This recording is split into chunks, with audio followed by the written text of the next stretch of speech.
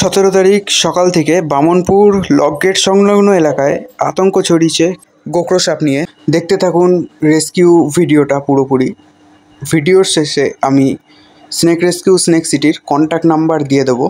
তারপর কল আসে Shyamnagar snake rescue snake সিটিতে। Shyamnagar snake rescue snake city এবং লিটিল ফরেস্ট ক্যাফের উদ্যোগে সাপটাকে উদ্ধার করা হয়েছে। কিসব দেখা গেছে? কিংকোবরা। আমরা সেখানে পৌঁছানোর আগে সাপটার কি লোকেশন ছিল সেটা তারা ফোনে ভিডিও করেছে এবং আমাদেরকে দেখাচ্ছে। পুরো রেস্কিউ ভিডিওটা দেখতে থাকুন এবং সাপ নিয়ে এরকম আরও ইনফরমেটিভ ভিডিও দেখার জন্য সাবস্ক্রাইব করুন স্নেক রেস্কিউ স্নেক সিটির ইউটিউব চ্যানেলটা। ফেসবুক পেজ ফলো করে রাখতে পারেন। সাপটাকে বাইরে বার করার জন্য পুরো রুমের নিচটা ভেঙে ফেলা হয়েছে। এটা অ্যাকচুয়ালি পাবলিক টয়লেটের পুরো নিচের স্ল্যাবটা তুলে দেওয়া হয়েছে সামনে। তাও নিচটা পুরোটাই গর্ত আছে, সাপটা এখনো দেখা যায়নি, তো দেখতে থাকো। এবার টয়লেটের ভিতরটা স্ল্যাবটা পুরো ভেঙে দেওয়া হচ্ছে, কারণ এই ঢালাইয়ের নিচেই অনেকটাই গ্যাপ রয়েছে যেখানে সাপটা লুকিয়ে থাকতে পারে বলে মনে হচ্ছে। তো ফাইনালি সাপটা এখানেই ছিল, ভাঙা হচ্ছে, দেখতে থাকুন ভিডিওটা। ভালোই বড় সাইজের সাপটা ছিল। আমি যেখানে দাঁড়িয়ে রয়েছি সাপটা আমার পুরো পায়ের তলাতেই ছিল। স্ল্যাবটা ভাঙার পর সেখান থেকেই পাওয়া গেছে।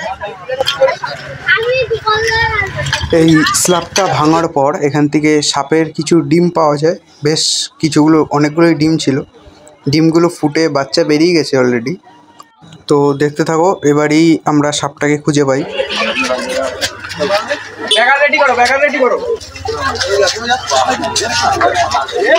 আবার দেখবা বাচ্চা আছে নাকি সবাই বলছে সাপ নেই তুমি। হ্যাঁ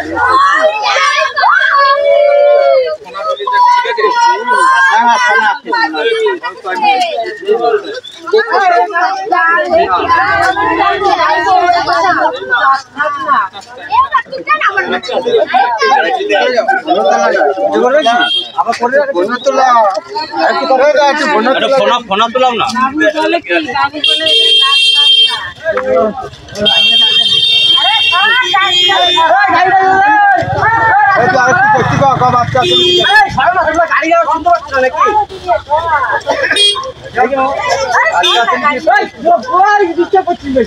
তো ফাইনালি আমাদের রেস্কিউটা সাকসেসফুলি হয়েছে। আমি আমাদের স্নেক রেস্কিউ স্নেক সিটির কন্ট্যাক্ট নাম্বারটা স্ক্রিনে দিয়ে দেবো।